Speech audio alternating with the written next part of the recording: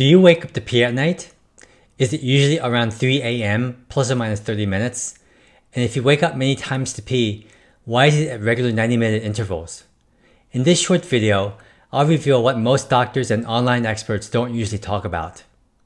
Hi, I'm Dr. Stephen Park, ENT surgeon and sleep medicine doctor, and author of the Amazon bestseller Sleep Interrupted. My mission is to help you get the sleep you need for the life you want. If you've been searching the internet or YouTube for why you keep waking up around 3 a.m. to urinate, you'll probably see the same dozen or so reasons, such as drinking too much water before bedtime, prediabetes or diabetes, congestive heart failure, liver problems, circadian rhythm problems, an enlarged prostate for men, an overactive bladder for women, kidney stones, and rarely sleep apnea. Oftentimes, people are given prescription medications with limited results, and they all have side effects. Although all the items on the list just mentioned can cause you to wake up to pee at night, I'm going to argue that a sleep breathing problem is overwhelmingly the most common reason for this condition. And even if you don't have sleep apnea, you can still make more urine at night for the reasons I'll describe later. Let me explain. Obstructive sleep apnea is one of the most undiagnosed conditions where you stop breathing many times every night because your throat closes off when you breathe in. You have to have a certain number of these events every hour, lasting more than 10 seconds for each episode to say that you have sleep apnea. Every time you stop breathing at night during sleep, you try to breathe in against a closed throat. This causes negative or vacuum forces in your chest cavity. This stretches your heart's atrial chambers, making your heart think that there's too much blood coming in. So your heart makes a hormone called atrial natriuretic peptide, or ANP, which goes to your kidneys to squeeze out more urine, and this ends up lowering your blood volume. Typically, apneas happen more often during periods of REM sleep, when you're dreaming and also when your muscles are completely relaxed, except for your eye muscles and diaphragm, so you can keep breathing. Normally, the first REM period starts around 90 to 120 minutes after you fall asleep, and the cycle repeats about every 90 to 120 minutes. As the night progresses, the REM periods get longer and longer, and the deep sleep periods get shorter and shorter. And typically, the longest period of REM sleep happens around 3 a.m. in the morning. So if you've been having apneas throughout the night, you've been making small amounts of urine, and then later in the night, your bladder starts to get distended. But there's one more piece to the puzzle. During the day, your sleep drive goes up, and one measure of this is a rise in adenosine.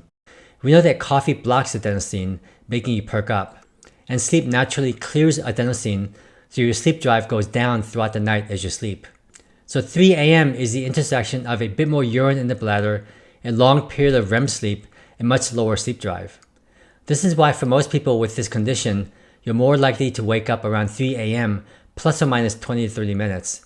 Every night, you wake up at the same time like clockwork.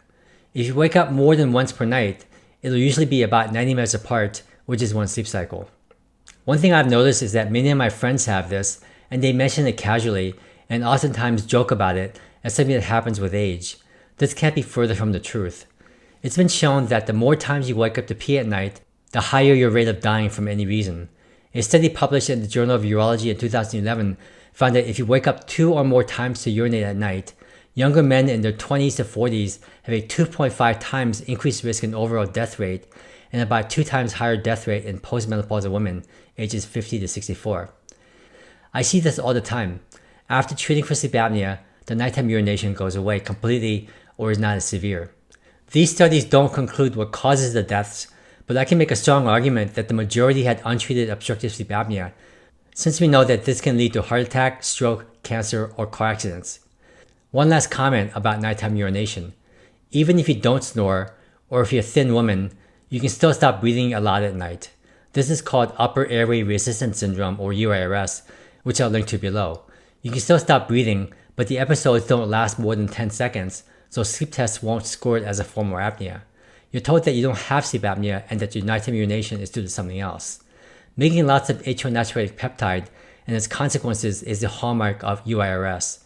For example, why you get dizzy when you get up, have low blood pressure, or anxious, or have cold hands. I'll go into much more detail about this in my coming updated video on UIRS. Let me finish with a memorable story about a 6-year-old boy who came to see me for snoring and bedwetting. He had moderate-sized tonsils and adenoids. He also had problems paying attention to school and was also very fidgety. The parents expected that I would offer adenotonsillectomy just like any other ENT surgeon. What we discovered was that he ate ice cream just before bedtime. I told him to cut out the ice cream and have an early dinner with no snacking afterwards.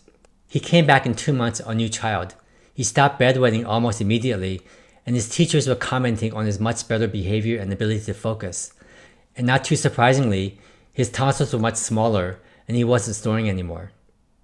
If you're still struggling with having to get up and pee every night, start with not eating anything within 3 to 4 hours of bedtime.